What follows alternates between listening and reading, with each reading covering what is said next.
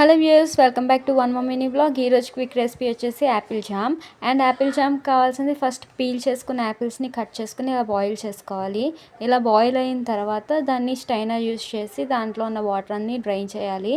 ఆ Apple పీసెస్లోంచి water అంతా పోయిన తర్వాత ఆ యాపిల్ పీసెస్ని ఒక బౌల్లోకి తీసుకొని స్మాష్ చేసుకోవాలి. అండ్ మీరు కావాలంటే మిక్సీ కూడా పట్టుకుని పేస్ట్ కింద చేసుకోవచ్చు, కానీ నేను ఇక్కడ స్మాషర్ యూస్ చేశాను. అండ్ హోమ్మేడ్ జామ్ చేసుకోవడం చాలా సింపుల్ అని చెప్తాను, ఎందుకంటే ఈ యాపిల్ జామ్కి ఓన్లీ 3 ఇంగ్రీడియంట్స్ సరిపోతాయి. యాపిల్ అండ్ షుగర్ అండ్ ఒక నిమ్మకాయ.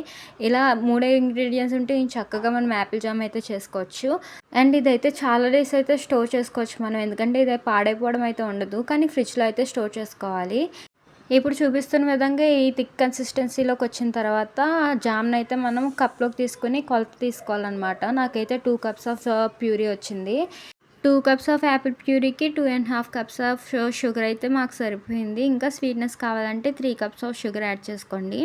అండ్ షుగర్ యాడ్ చేసుకున్న తర్వాత నుంచి ఇంకా కలుపుతూనే ఉండాలి, లేకపోతే అడుగంటుకుపోతుంది. అండ్ జామ్ కన్సిస్టెన్సీ అనేది కూడా కరెక్ట్గా సెట్ కాదు.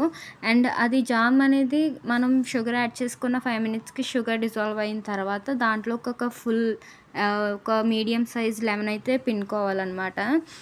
లెమన్ పిండుకోవడం వల్ల షుగర్ పాకం అనేది మళ్ళీ క్రిస్టల్ ఫామ్లోకి చేంజ్ అవ్వకుండా ఉంటుంది. ఇదైతే మెయిన్ స్టెప్ అన్నమాట జామ్ ప్రిపరేషన్కి అండ్ కన్సిస్టెన్సీకి. ఈ కన్సిస్టెన్సీలోకి వచ్చిన తర్వాత జామ్ని అయితే ఒక గాజు కంటైనర్లో స్టోర్ చేసుకుంటే మన జామ్ అయితే రెడీ. అండ్ ఈ వీడియో మీకు నచ్చినట్టయితే సబ్స్క్రైబ్ చేసుకోండి.